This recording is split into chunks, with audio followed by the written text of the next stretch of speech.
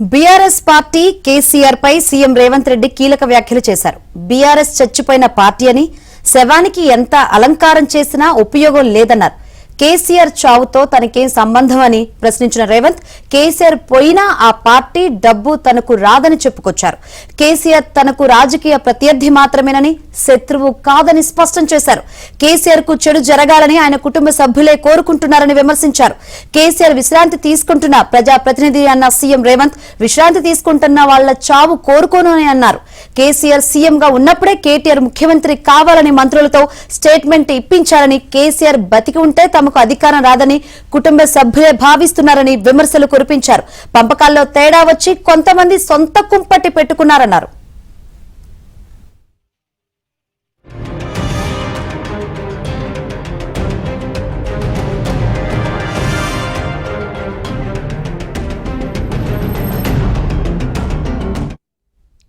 ఇటు BRS party KCR పై CM Revanth Reddy కీలక వ్యాఖ్యలు చేశారు. అంతేకాకుండా కొత్త పార్టీ సంబంధించి కూడా ఆయన కొన్ని కీలక వ్యాఖ్యలు అయితే చేశారు. ఈ అంశానికి సంబంధించి మరిన్ని వివరాలు అందించేందుకు మా ప్రతినిధి నరసింహరావు సిద్ధంగా ఉన్నారు. ఎస్ నరసింహరావు.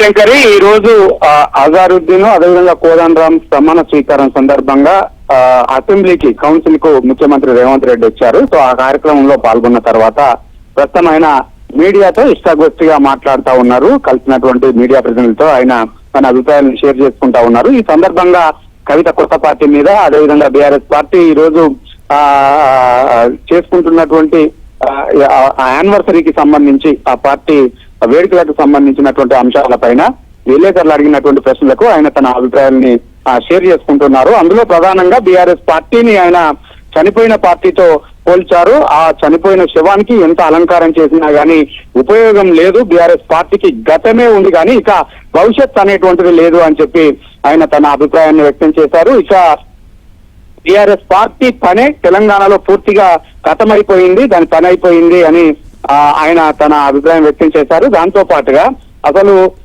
ఇక కవిత పార్టీకి సంబంధించి ఉన్న పార్టీయే ఉంటుందో, అంటే బీఆర్ఎస్ పార్టీయే ఉంటుందో లేదో అనేటువంటిది తెలియదు, కానీ కొత్త పార్టీ ఎక్కడుంది, ఆ పార్టీకి మనుగడ ఎక్కడ ఉంటుంది అనేటువంటి అభిప్రాయాన్ని వ్యక్తం చేశారు.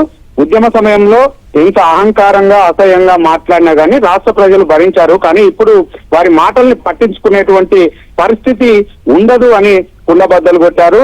బీఆర్ఎస్ పార్టీ అవసరం లేదని తెలంగాణ ప్రజలు ఇప్పటికే నిర్ణయించుకున్నారు, కాబట్టి ఇక ఆ పార్టీకి తెలంగాణలో భవిష్యత్తు లేదు అని ఆయన చెప్పారు.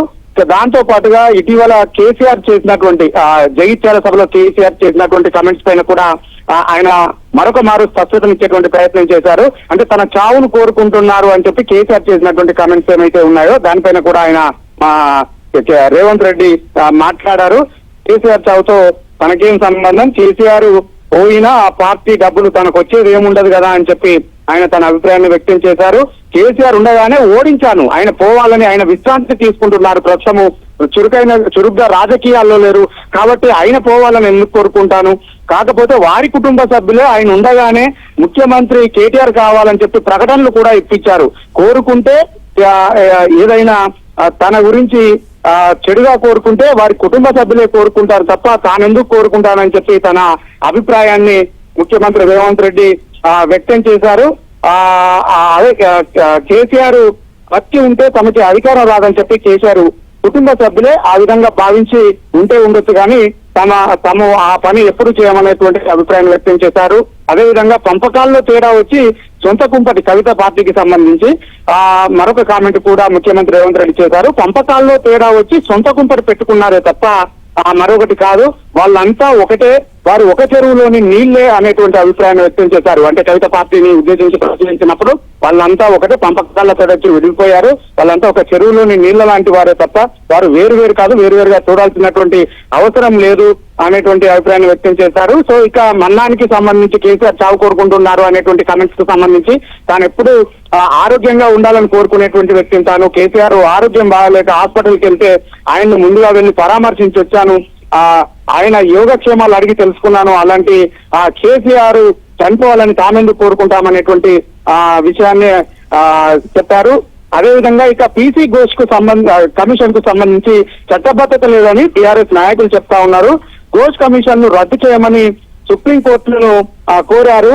ఘోష్ కమిషన్ చట్టబద్ధంగానే ఉందని సుప్రీంకోర్టు చెప్పింది. ఘోష్ నివేదిక చట్ట వ్యతిరేకం, దాన్ని కొట్టేయాలని వాళ్ళు కోరారు, కానీ అది చట్టబద్ధంగానే ఏర్పాటైంది అని చెప్పి వారు కోరినటువంటి చేసినటువంటి పిటిషన్ ప్రధానమైనటువంటి రీజన్ ఏదైతే ఉందో దాన్ని కోర్టు తిరస్కరించింది. కాబట్టి ఆ కమిషన్ నివేదిక కొనసాగుతుంది. వారు చెప్పినటువంటివన్నీ కూడా అబద్ధాలు, ఈ కమిషన్ నివేదికకు సంబంధించినటువంటి ఆ విషయంలో అనేటువంటి అభిప్రాయాన్ని ముఖ్యమంత్రి రేవంత్ రెడ్డి మీడియాతో పంచుకున్నారు. ఇంకా ఈ ప్రస్తుతం ఇంకా ఇష్టగొట్టి కొనసాగుతా ఉంది. Right, thank you Narasimharao.